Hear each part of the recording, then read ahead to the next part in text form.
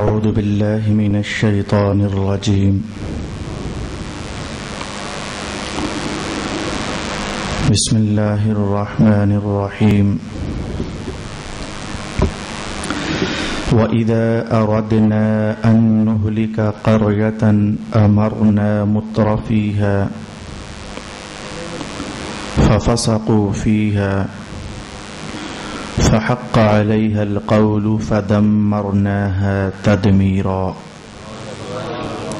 وكم أهلكنا من القرون من بعد نوح وكفى بربك بذنوب عباده خبيرا بصيرا. صدق الله مولانا العظيم. الصلاة والسلام عليك يا سيدي يا رسول الله. الصلاة والسلام عليك يا سيدي يا حبيب الله. الصلاة والسلام عليك يا سيدي يا شفيع المذنبين وعلى آلك وأصحابك يا سيدي يا رحمة للعالمين.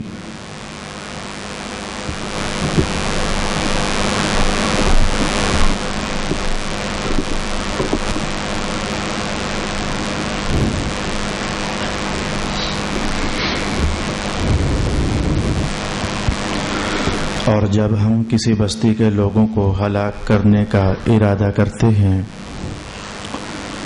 تو اس کے عیش پرستوں کو اپنی احکام بھیجتے ہیں، سو وہ ان کی نافرمانی کرتے ہیں، پھر وہ عذاب کے حکم کے مستحق ہو جاتے ہیں، سو ہم ان کو تباہ و برباد کر دیتے ہیں۔ اور ہم نے حضرت نوح کے بعد کتنی ہی امتوں کو ہلاک کر دیا، اور آپ کا رب اپنے بندوں کے گناہوں کی خبر رکھنے اور دیکھنے کے لیے کافی ہے۔ صدق اللہ مولانا العظیم۔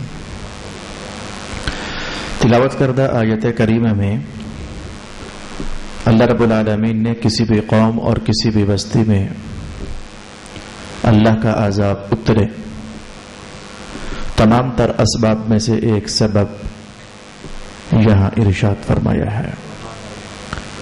اس بستی کے جو عیش پرست لوگ ہوتے ہیں انہیں اللہ کے احکام بتائے جاتے ہیں اور وہ نافرمانی کرتے ہیں، نتیجے میں ان پر اللہ کا عذاب برس آتا ہے۔ ترجمہ سننے کے بعد یوں لگ رہا ہے کہ اس آیت میں کوئی ایسی قابل قدر پیچیدگی نہیں ہے، سننے میں بہت آسان سا بیان ہے، ذہنوں سے قریب ہو جانے والا، لیکن یاد رہے کہ آج کی آیت کریمہ کا سمجھنا قرآن حکیم کے مشکل مقامات میں سے ایک مقام ہے۔ آج کے گفتگو کے لیے پھر سے گزشتہ جمعوں کی طرح توجہ ہی کرنا ہوگی اور اس مشکل مرحلے کو اللہ کے فضل اور توفیق کے ساتھ سمجھنے کی کوشش کرنا ہوگی۔ دو تین لفظوں کا معنی آپ کی خدمت میں بیان کروں گا، اس کے بعد آیت کی پیچیدگی کیا ہے وہ ہم سماعت کریں گے۔ اس پیچیدگی سے جو مغالطہ ذہنوں میں آ سکتا ہے اس مغالطے کا بغور جائزہ لیا جائے گا۔ آخر میں پھر یہ سمجھا جائے گا کہ جو مغالطہ پڑ رہا ہے آیت میں وہ تو بیان ہوا نہیں ہے، تو پھر آخر بیان ہوا کیا ہے؟ یہ ہماری گفتگو کا آخری مرحلہ ہوگا۔ جو چیز مغالطے میں ڈال رہی ہے، پیچیدگی پیدا کر رہی ہے ہمارے ذہنوں کے چھوٹا اور ناقص ہونے کی وجہ سے، اسے سمجھنا، اور پھر آخر میں یہ سمجھنا کہ جو چیز سمجھ آ رہی ہے، جو پیچیدگی پیدا کر رہی ہے اور جو مغالطہ ڈال رہی ہے وہ تو مقصد ہی نہیں ہے قرآن حکیم کے اس مقام سے، مقصد جو کچھ ہے پھر وہ ہم آخر میں سمجھنے کا اہتمام کریں گے۔ ارشاد گرامی ہوا وَإِذَا أَرَدْنَا أَن نُهْلِكَ قَرْيَةً أَمَرْنَا مُتْرَفِيهَا، ہم جب کسی قوم اور کسی بستی کو ہلاک کرنے کا ارادہ فرماتے ہیں تو اس بستی میں جو مترف لوگ ہوتے ہیں، مترف ہم انہیں اپنے احکام جاری کرتے ہیں، مترف لوگوں کو۔ یہ مترف کیا ہوتا ہے، اللہ تعالیٰ نے جتنی بھی نعمتیں عطا فرمائیں، جتنی بھی نعمتیں اس نے تخلیق فرمائیں، تو کچھ لوگ ایسے ہیں کہ جو کئی نعمتیں اپنے پاس رکھتے ہیں لیکن دوسری کئی نعمتوں کو وہ ترسے ہوئے ہوتے ہیں، ساری نعمتیں ان کو میسر نہیں ہوتی، اور جتنی ہیں وہ بھی فراوانی کے ساتھ نہیں ہوتی۔ بھائی مثلا روٹی پانی کپڑا یہ نعمت ہے، تو یہ 2-3 نعمتیں اللہ نے ہم سب کو تقریباً دی ہوئی ہیں۔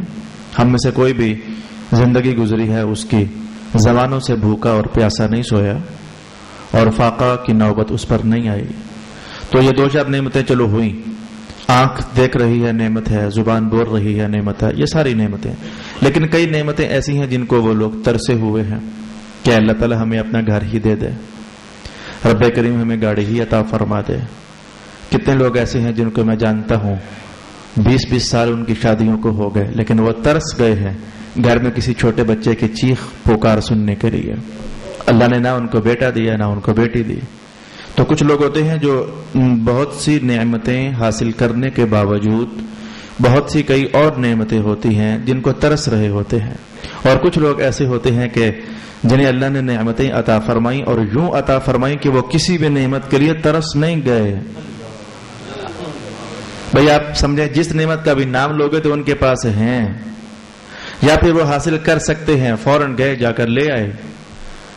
خوبصورت بیویاں اللہ پاک انہیں عطا فرماتا ہے، بیٹے عطا فرماتا ہے، بیٹیاں عطا فرماتا ہے، گھر ان کے پاس ہیں، گاڑیاں ان کے پاس ہیں، اچھا کاروبار ان کے پاس ہے، ایک وقت میں کھانے کے لیے 4 قسم کے کھانے انہیں میسر ہیں، لوگوں کی ریل پیل بھی انہیں حاصل ہے، وہ ایک اشارہ کرے تو 10-10 20-20 بندے ان کے ارد گرد گھومنے کے لیے طواف کرنے کے لیے تیار ہو جائیں، وہ ہر مہینے عمرہ کرنا چاہیں تو عمرہ کرنے جا سکتے ہیں، وہ ہر سال حج کے لیے پہنچنا چاہیں تو ان کے لیے مشکل نہیں ہوتا، وہ سال میں 10 وزٹ امریکہ کی کرنا چاہیں تو کر سکتے ہیں، وغیرہ وغیرہ وغیرہ۔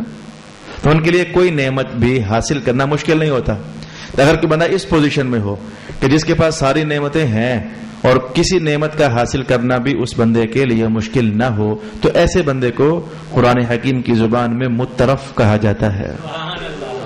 مترف، مترفین، یعنی ایسا شخص جس پر اللہ نے نعمتیں نہیں بلکہ نعمتوں کی برسات نازل فرمائی ہوئی ہے، ایک سے بڑھ کر ایک نعمت، ایک سے بڑھ کر ایک نعمت، ایک سے بڑھ کر ایک نعمت، یعنی خوب اس کی جھولی بھر دی جا چکی، ایسے بندے کو عربی زبان میں مترف کہا جاتا ہے۔ بھلے کم صحیح، لیکن پاکستان میں بھی اور ہم نے گجرخان میں بھی ایسے کئی لوگوں کا مشاہدہ کیا ہے کہ جن پر اللہ کی اتنی زیادہ نعمتیں ہیں کہ وہ کچھ بھی لے سکتے ہیں، کچھ بھی کھا سکتے ہیں، کہیں بھی جا سکتے ہیں، ان کا خیال کم از کم یہی ہوتا ہے۔ تو فرمایا وَكَذَلِكَ وَإِذَا أَرَدْنَا أَن نُهْلِكَ قَرْيَةً أَمَرْنَا مُتْرَفِيهَا، جو مترفین ہوتے ہیں ہم پھر ان کو اپنے احکام ارشاد فرماتے ہیں۔ فَفَسَقُوا فِيهَا، لیکن وہ احکام میں فسق سے کام لیتے ہیں۔ یہ فسق کیا ہوتا ہے؟ گزشتہ 5 سال قبل یا 6 سال قبل اس لفظ کی وضاحت میں نے آپ کی خدمت میں بیان کی تھی، آج ضرورت پڑنے پر میں دوبارہ اس کو آپ کے سامنے کھولنا چاہتا ہوں۔ کچھ پھل ایسے ہوتے ہیں جن میں سر فہرست آپ دیکھ سکتے ہیں، آپ سبزیوں کے اندر بھی دیکھ سکتے ہیں، آلو گھر میں پڑے رہیں تو کافی دن گزر جائیں، برسات کا موسم ہو تو آلو ہوتا ہے، لیکن 15-20 دن کے بعد اس کے اوپر ایک چھوٹا سا دانہ ایسے نکل پڑتا ہے، وہ آلو نہیں ہوتا، نہ وہ کھائے جانے کے قابل ہوتا ہے، نہ اس میں ذائقہ ہوتا ہے، بس وہ ہوتا ہے کچھ۔ تو یا آپ نے کبھی پھلوں کی دنیا میں آلو بخارا کھایا ہو، تو آلو بخارے کے اوپر کسی ایک طرف آلو بخارا ویسے سرخ ہوتا ہے لیکن ایک دانہ سا اوپر آتا ہے، تو جو دانہ ہوتا ہے وہ آلو بخارے کے رنگ کا نہیں ہوتا، وہ میلا میلا سا ہوتا ہے، تو اس دانے کے اندر جو گودا ہوتا ہے وہ میٹھا نہیں ہوتا اور اس کا ذائقہ نہیں ہوتا۔ تو یاد رہے کہ فسق کیا ہوتا ہے؟ اللہ کا نظام قدرت ہے کہ وہ جو بھی پھل پیدا فرماتا ہے تو اس کے باہر ایک پردہ ہوتا ہے اور ایک خول ہوتا ہے، یہ اس کا نظام ہے، اس کا قانون ہے اور اس کا ضابطہ ہے۔ کوئی سا بھی پھل آپ دیکھ لیں، چھوٹے سے چھوٹا پھل آپ بیر دیکھ لیں تو اس کے ارد گرد بھی ایک پرت ہوتی ہے، ایک چھلکا ہوتا ہے، اور آپ پھل سا دیکھ لیں، نہ محسوس ہونے والا، لیکن بہر کیف اس کے ارد گرد چھلکا ہے. آپ امرود دیکھ لیں، کوئی بہت محسوس نہیں ہوتا ہوگا تربوز کی طرح والا چھلکا، لیکن چھلکا ہے صحیح. ایک پیکنگ ہوتی ہے اللہ رب العالمین کی طرف سے تمام پھلوں کے لیے. وہ آپ کئی پیکنگوں میں ہوتے ہیں، جیسے انار ہو گیا، جیسے بادام ہو گیا، بادام کی گھیری کے اوپر ایک چھلکا اور اس کے باہر پھر ایک اور چھلکا. ناریل کو دیکھ لیجئے، وہ ناریل کے اندر سفید گودا، اس کے اندر پانی کے باہر سفید گودے کا ایک تہ، اس کے باہر نسواری کلر کی ایک تہ جسے گھیری کا چھلکا کہتے ہیں ناریل، اور اس کے باہر ایک سخت خول، اس کے باہر پھر وہ داغوں پر مشتمل. تو اللہ رب العالمین کا نظام ہے کہ اس نے جو پھل بھی پیدا فرمایا ہے وہ ایک دائرے کے اندر پیدا فرمایا، ایک چھلکے کے اندر پیدا فرمایا. آپ نظر دوڑائیں گے تو آپ کو یہی اللہ تعالیٰ کی کاریگری کار فرما نظر آئے گی تمام پھلوں کی دنیا میں. تو جو آلو بخارے کے اندر وہ چھوٹا سا دانہ باہر نکلا، اس اللہ کے دستور کو پھاڑ کر باہر نکلنا چاہا، بے رنگ ہو گیا، بے ذائقہ ہو گیا، اس کے اندر وہ ذائقہ نہ رہا، وہ لطافت نہ رہی، وہ مٹھاس نہ رہی. آلو کے چھلکے کو پھاڑ کر کے جو ایک دانہ سا باہر ابھر آیا، وہ دانہ آلو نہیں ہوتا، آپ خواتین کاٹ کر اسے پہلے پھینکتے ہیں، یہ کیا درمیان میں نکل آیا ہے. تو اللہ کے نظام قانون اور نظام قدرت کو پھاڑ کر کے جو اس نے جو دانہ یا جو حصہ یا جو گودا باہر نکلنا چاہتا ہے، اس موقع پر عربی زبان میں کہا جاتا ہے فسقت الثمر، یہ پھل تو فاسق ہو گیا. اللہ نے اس کی مٹھاس کے لیے جو دستور بنایا تھا یہ اس میں سے باہر نکلنا چاہ رہا ہے. اس کی حلاوت کے لیے، اس کے ذائقے کے لیے جو ایک پرت کا نظام اللہ نے بنایا تھا، یا اس پرت کے نظام سے باہر نکلنا چاہتا ہے. تو اگر پھلوں کو میٹھا رکھنے کے لیے، انہیں خوشبودار رکھنے کے لیے، انہیں رسیلا رکھنے کے لیے اللہ نے ایک ضابطہ قرار دیا ہے، تو انسانوں تمہاری زندگی کو خوشحال بنانے کے لیے اللہ نے کوئی ضابطہ نہیں دیا ہے کیا؟ بھلا کیا تمہیں کوئی قانون نہیں دیا ہے کیا تمہارے سامنے کوئی دستور حیات نہیں رکھا ہے کیا؟ جی ہاں رکھا ہے. مصطفیٰ کریم علیہ السلام پر کتاب حکمت نازل کر دی گئی. یہ تمہاری زندگی کی خوشحالی کا ایک قرینہ ہے اور ضابطہ ہے جو تمہارے ہاتھوں میں دے دیا گیا. رسول پاک علیہ السلام کی سنت بیضاء کا حسن تمہارے سامنے رکھ دیا گیا. اب پورا قرآن، پوری سنت شریفہ، پورا مذہب، پورا اسلام اور پورا دین، یہ انسانوں کی خوشحالی کی ایک پرت ہے. جو بندہ اس کے اندر رہے، وہ جیسے پھل نہیں، لذیذ بھی ہوتا ہے، میٹھا بھی ہوتا ہے، رسیلا بھی ہوتا ہے، خوشبودار بھی ہوتا ہے. تو جو اللہ کے نظام قدرت، نظام شریعت، نظام دین اور نظام اسلام، نظام سنت اور نظام مذہب اور نظام نبوت اور نظام حیات جو اس نے عطا فرمایا، جو بندہ اس کے اندر رہے، وہ بندہ خوشحال بھی ہوتا ہے، وہ رسیلا بھی ہوتا ہے، وہ میٹھا بھی ہوتا ہے، وہ منزل رسا بھی ہوتا ہے، وہ دانائی سے بھرا بھی ہوتا ہے، وہ آگاہی کے افق پر وہ مہتاب بن کر گویا چمک بھی رہا ہوتا ہے. رب کائنات نے دانش مندی کا ہنر بھی اسے دیا ہوتا ہے، اور اللہ رب العالمین نے اسے شناسائی کے زیور سے مزین بھی کیا ہوتا ہے. اب ایسے میں جو اللہ کے نظام شریعت، نظام قانون، دستور حیات کو پھاڑ کر نافرمان بن کر تھوڑا سا باہر نکلنا چاہتا ہے اور اللہ کے دیے ہوئے قانون کو اپنے اوپر اپلائی نہیں کرنا چاہتا ہے، تو مذہب کی زبان میں اور قرآن کی زبان میں ایسے بندے کو فاسق کہا جاتا ہے. وہ ادھر فاسق ہوا نہیں، وہ ادھر رحمت کے ذائقے سے محروم ہوا نہیں، وہ ادھر فاسق بنا نہیں، وہ زندگی کی خوشحالی کے ذائقے سے خالی کر نہیں دیا گیا. یہ دوسرا لفظ تھا جو مجھے آج کی اس آیت کے حوالے سے آپ کی خدمت میں بیان کرنا تھا. ذرا آیت کے الفاظ میں غور کیجئے. میں اگر صرف فاسق پر گفتگو کرتے ہوئے آگے بڑھتا چلا جاتا تو یقیناً ہمارا وقت انتہائی کمی کے دائروں میں داخل ہو جاتا.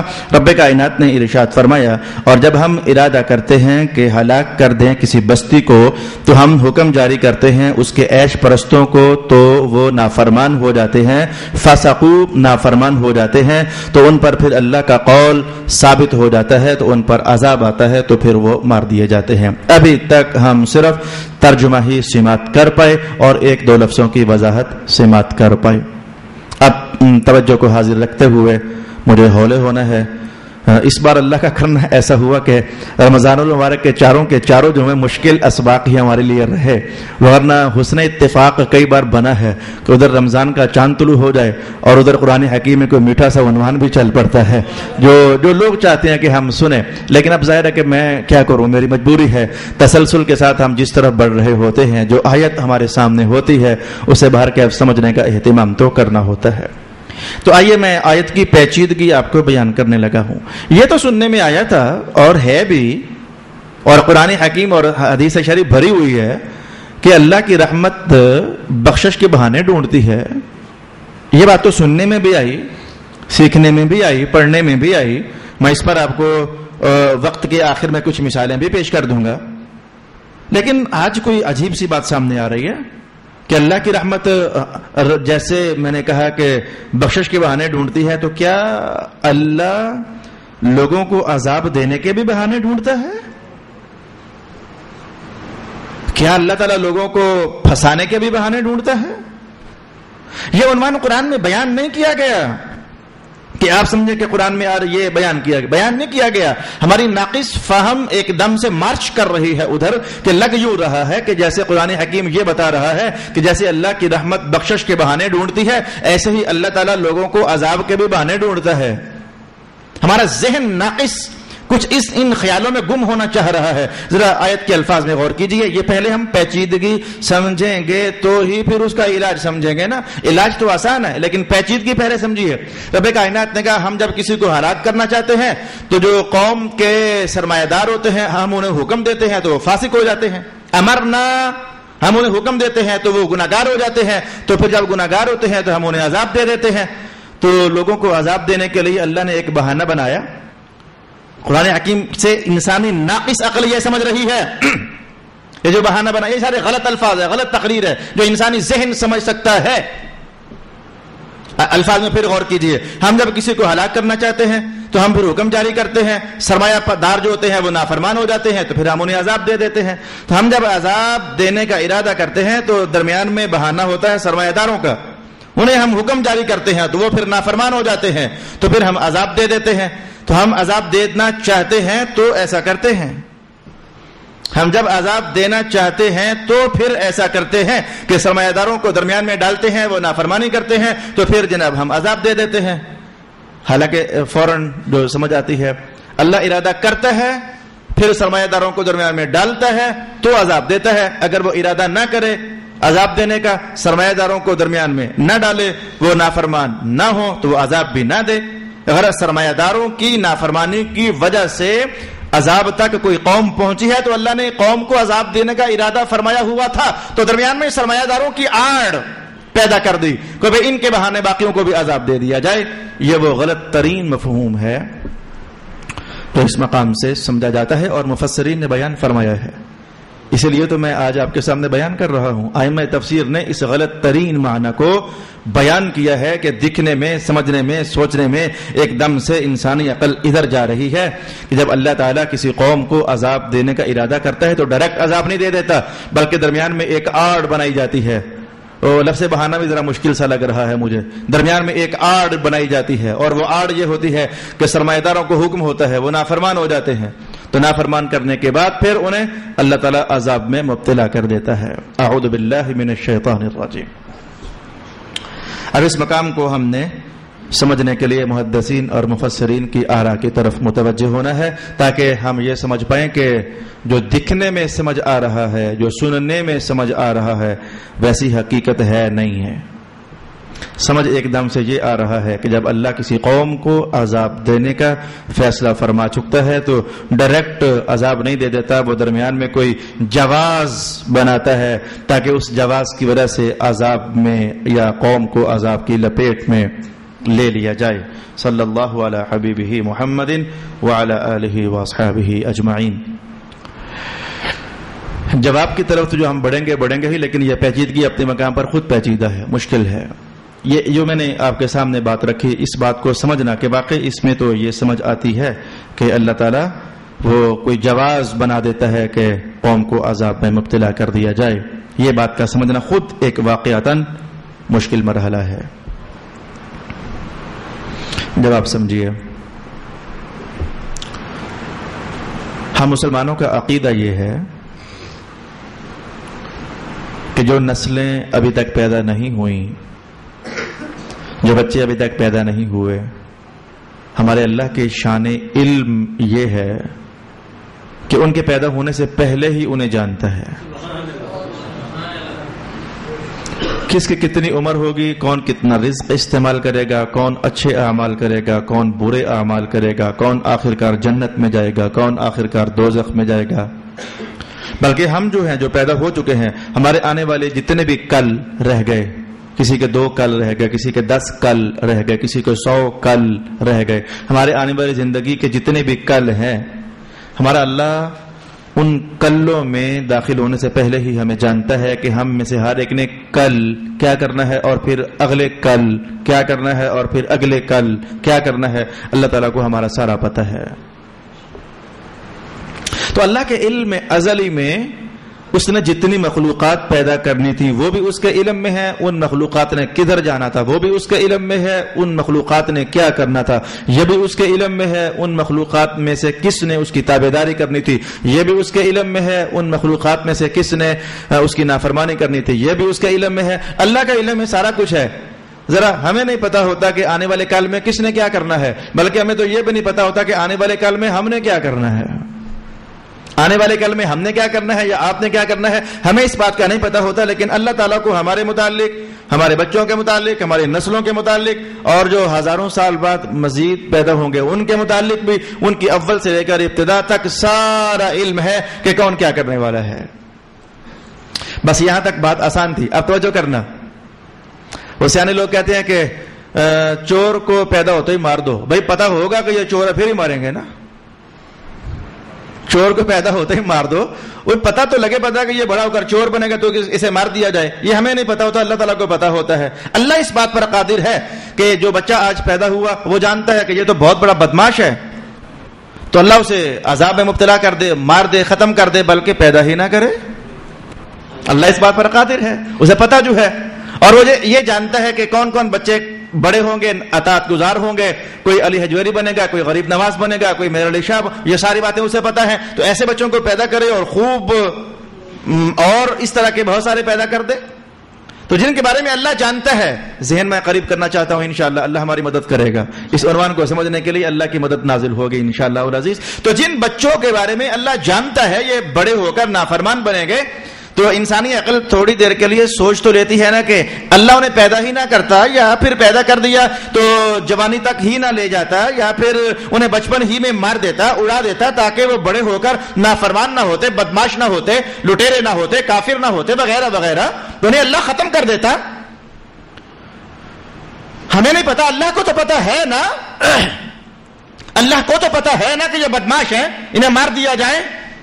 اب اللہ چاہتا تو ایسا کر سکتا تھا، اللہ چاہتا تو ایسا کر سکتا تھا، لیکن ہوا یوں کہ ہمیں نہیں پتا ہوتا. مثلا یہ بندہ اس کے بارے میں ہم نہیں جانتے کل کو یہ بدماش ہے یا کل کو یہ نیک ہے. اللہ جانتا ہے. تو اگر یہ اللہ جانتا ہے کہ کل کو یہ بندہ بدماش ہے، اللہ اسے ختم کر دے، اڑا دے، فنا کر دے، تو انسانی عقل سوچے گی تو صحیح نا کہ ابھی اس نے جوانی کے دن دیکھے ہی کہاں تھے، ابھی بڑا سونا پتر تھا، جوان تھا، یہ جوان تو ہو لیتا، اللہ نے اسے جلدی واپس بلا لیا. کئی لوگوں کے بارے میں اس طرح کے جملے ہم بولتے ہیں، سوچتے ہیں ابھی اس نے دیکھا ہی کیا تھا، اللہ نے پہلے ہی اسے بلا لیا، ابھی اس کی شادی نہ ہوئی، ابھی اس کا وہ نہ ہوا، ابھی اس نے زندگی کی بہاریں نہ دیکھی. انسانی ذہن اس طرح کے تراشیدیں بہت سارے سامنے لے آتا ہے.